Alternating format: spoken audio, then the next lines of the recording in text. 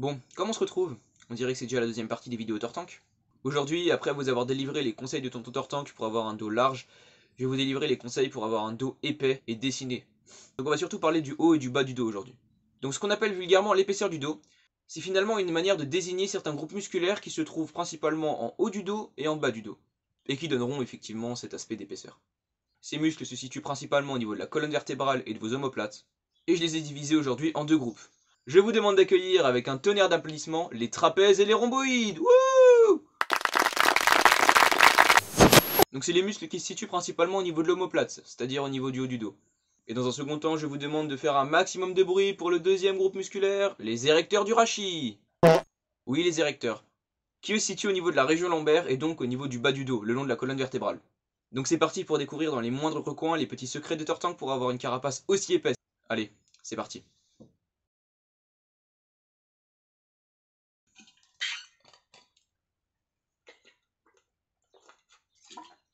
Donc les trapèzes, et juste en dessous les rhomboïdes, sont deux groupes musculaires qui ont à peu près les mêmes fonctions biomécaniques, donc qui font à peu près les mêmes mouvements. Donc en gros sur vos exercices, quand vous sollicitez vos trapèzes, vous sollicitez aussi vos rhomboïdes indirectement, et inversement.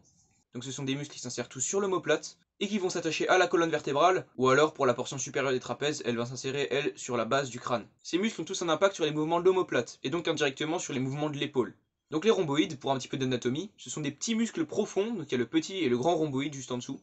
Ils ont principalement comme action biomécanique de faire tenir l'omoplate en place, donc c'est pour ça qu'elle se casse pas la gueule, et aussi lorsqu'ils se contractent, de la tirer vers la colonne, donc de ramener vos omoplates vers l'intérieur.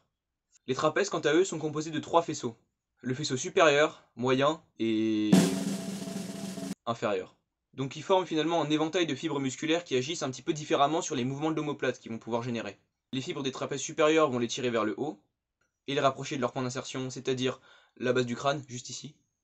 Les trapèzes moyens vont à peu près avoir les mêmes fonctions que les rhomboïdes, c'est-à-dire une rétraction des omoplates plus ou moins à l'horizontale. Et enfin, la portion inférieure des trapèzes va permettre une rétraction des omoplates vers l'intérieur et vers le bas simultanément. Donc maintenant qu'on a fait les trucs casse-couilles, on va parler des exercices. Avouez, c'est le seul truc que vous attendiez de toute façon. Donc pour bien recruter ces trapèzes ou ces rhomboïdes sur ces exercices, Tortank a quelques tips à vous partager. Et ce tip c'est très simple, c'est tout simplement de se concentrer sur la rétraction des omoplates lors de tous vos mouvements. Et cette rétraction des omoplates peut se faire vers le haut, vers l'intérieur ou vers le bas, en fonction de la portion des trapèzes que vous voulez travailler. Bon, on va rapidement démonter un exercice très populaire pour les trapèzes, les shrugs. Ils sont trop souvent effectués à la barre ou aux haltères, mais le problème c'est que la trajectoire du mouvement n'est pas très bien accordée avec la trajectoire des fibres musculaires, même s'ils permettent une bonne contraction des trapèzes, et donc un gros ressenti.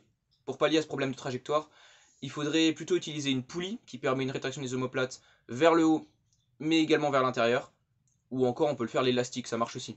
Donc la majorité des exercices que pratique Tortank pour avoir un dos épais comme une doudoune sont donc toutes les formes de tirage horizontaux, c'est-à-dire les rowing qui peuvent être effectués à la barre ou aux haltères en unilatéral ou en bilatéral.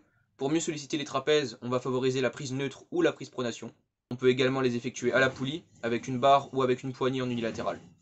Donc là, pour ces exercices, on va essayer d'avoir les coudes assez écartés du corps, pour permettre un mouvement maximal des omoplates. Donc lorsque vous êtes en bas du mouvement, avec le bras tendu devant vous, laissez vos omoplates partir vers l'avant pour assurer un étirement des trapèzes. Lorsque vous êtes en fin de mouvement, c'est-à-dire avec les coudes les plus en arrière possible et pas collés à votre buste, le but est d'avoir vos omoplates les plus resserrées possible. Imaginez que vous devez casser un œuf entre vos omoplates. Bon, pour assurer un recrutement maximal du dos, il va falloir éviter de tricher, c'est-à-dire pas se balancer comme un gros porc sur vos exercices, ni tirer qu'avec vos bras, surtout si vous avez un point fort au niveau des biceps.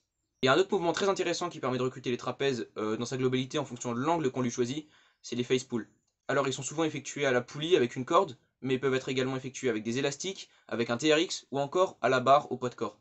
Donc si votre face pull a une trajectoire de bas en haut, vous allez surtout travailler votre trapèze supérieur. Si votre face pull a une trajectoire plutôt horizontale, vous allez surtout travailler votre trapèze moyen. Et si votre trajectoire est plutôt de haut en bas, vous allez principalement travailler votre trapèze inférieur. Bah voilà, vous avez compris. C'est bien beau d'avoir un haut du dos bien musclé, mais je vous rappelle que Tortank a une carapace épaisse n'importe où. Donc il faudrait aussi effectuer des exercices pour travailler le bas du dos. Et c'est ce qu'on va voir tout de suite, mais oui!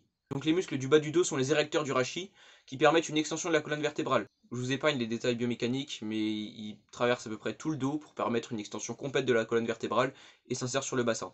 Donc les exercices pour recruter vos lombaires peuvent être tous les mouvements d'extension de lombaire, faits avec des poids libres ou encore sur une machine, ou encore sur un bois lombaire qui est prévu pour cet effet.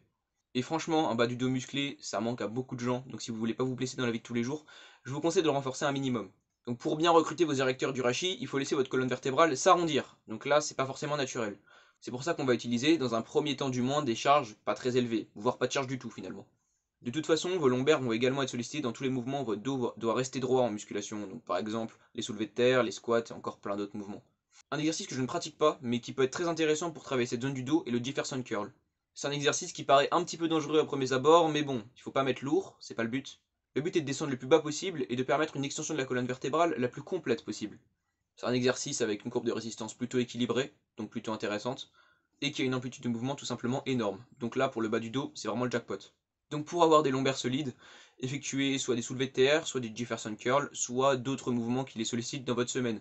Au minimum 1 ou 2 si ce n'est pas d'exercice à dominante lombaire. Si vous faites par exemple du squat et une variante de soulevé de terre, c'est bon. Mais si vous voulez vraiment renforcer cette zone, il va falloir utiliser des exercices adéquats. Donc voilà, je crois que vous avez tous les secrets de Tortank désormais. Pour avoir un dos monstrueux, vous avez plus d'excuses. Donc si je vous revois dans 6 mois, vous avez intérêt à avoir un gros dos, s'il vous plaît. J'espère que la mini-série de Tortank vous aura plu. Donc n'hésitez pas à me le dire en commentaire, à vous abonner et à partager, à lâcher un like, comme d'habitude quoi. Et puis je vous dis à la prochaine. Ciao.